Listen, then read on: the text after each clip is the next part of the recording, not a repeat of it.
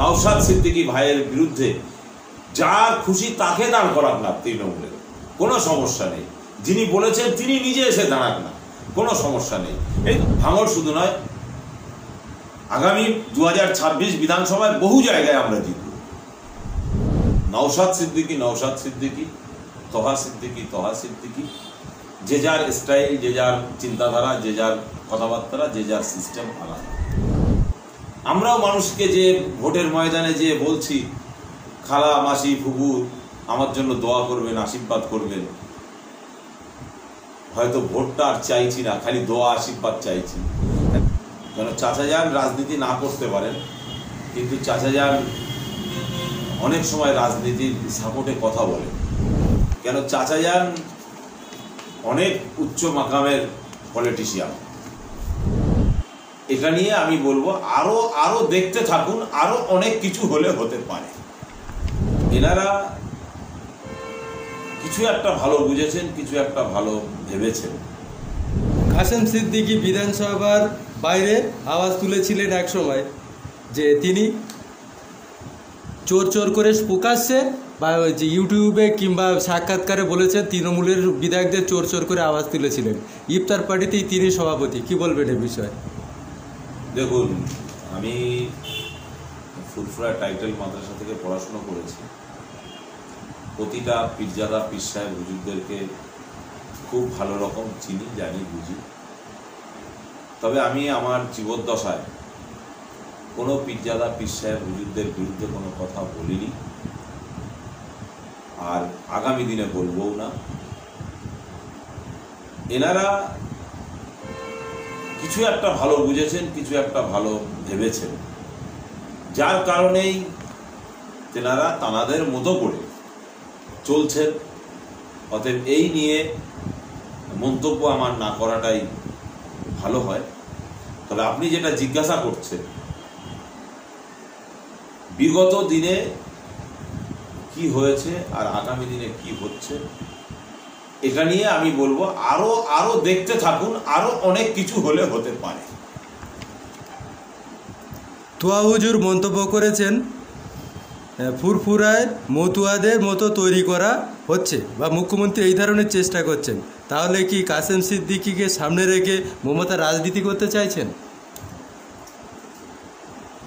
চাচা জানের অভিজ্ঞতাতে চাচা জান বলেছেন। অতএব চাচা জানের যেটা হিসাব, সেই হিসাব অনুযায়ী হলেও হতে পারে, আবার নাও হতে পারে। কেন চাচা যান অনেক উচ্চ মাকামের পলিটিশিয়ান। কেন চাচা যান রাজনীতি না করতে পারেন, কিন্তু চাচা যান অনেক সময় রাজনীতির সাপোর্টে কথা বলেন। চাচা যান হয়তো কোনোদিন কোনো জায়গায় বলেননি যে অমুককে ভোট দাও, কিন্তু চাচা যান অনেককে পাশে বসিয়ে নিয়ে বলেছে এনার জন্য দোয়া করুন।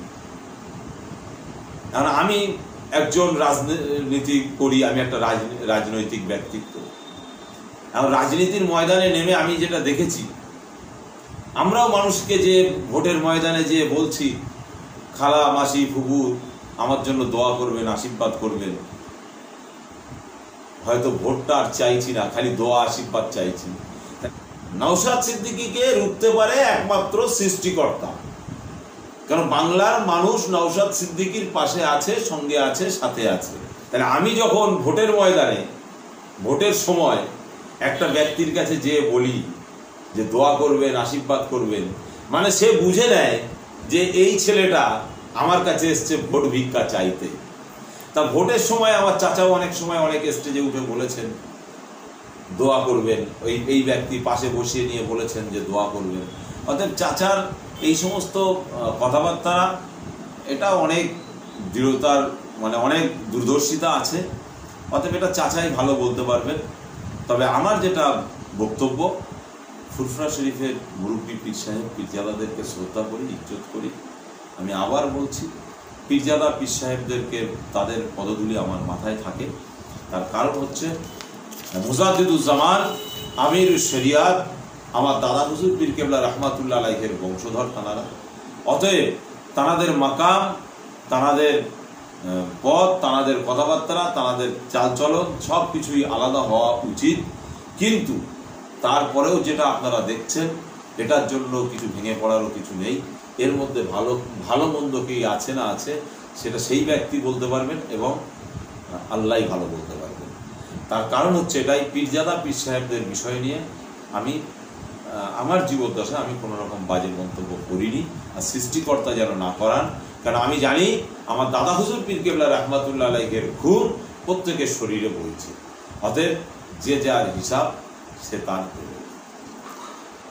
তোয়া হুজুর মন্তব্য করেছেন মমতার হয়ে বা মমতার সঙ্গে সঙ্গে চলা উচিত, নতুবা 26-এর বিধানসভায় নওশাদ সিদ্দিকী ভাঙড়ে গোয়ারা হারবেন, 90% ভোট নওশাদ পাবেন না, এমনটাই দাবি করেছেন। কি বলবেন? এটা চাচা জানের চিন্তাধারায় চাচা জান বলেছেন। তবে আপনাকে বলে রাখি, নওশাদ সিদ্দিকী নওশাদ সিদ্দিকী, তোহা সিদ্দিকী তোহা সিদ্দিকী, যে যার স্টাইল, যে যার চিন্তাধারা, যে যার কথাবার্তা, যে যার সিস্টেম আলাদা। হয়তো তারা ঘরে সবাই এক পীরজাদা, কিন্তু ঘরের বাইরে রাজনৈতিক ময়দানে 1 ইঞ্চি জায়গা আমরা ছাড়ব। নওশাদ সিদ্দিকী ভাইয়ের বিরুদ্ধে যার খুশি তাকে দাঁড় করাক না তৃণমূলের, কোনো সমস্যা নেই।